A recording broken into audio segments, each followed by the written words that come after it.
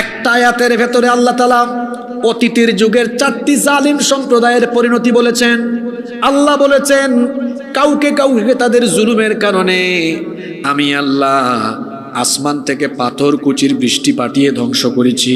2 number, আরেক জাতিকে আমি আল্লাহ জুলুমের কারণে আমি তাদেরকে বজ্রনিনাদের মাধ্যমে ধ্বংস করেছি। আরেক জাতির কথা আল্লাহ বলছেন জমিন উল্টায়া দিয়া মাটির তলায় ধসায়া দিয়েছি। আরেক জাতির কথা বলছেন তাদের জুলুমের কারণে আমি আল্লাহ তাদেরকে পানিতে ডুবায়া মেরেছি।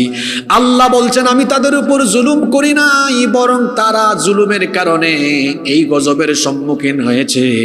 এজন্য আল্লাহ তাআলা বলছেন খবরদার কোনো মানুষের উপর জুলুম করো না, কারণ আমি আল্লাহ দুনিয়া সৃষ্টির পর থেকে কোনো কালেই কোনো যুগেই আমি জালিমকে ছাড় দিলেও ছেড়ে দেইনি। আপনারাও দেখেছেন, আপনাদের চোখের সামনে প্রচন্ড প্রতাপশালী দাম্ভিক অহংকারী স্বৈরাচারী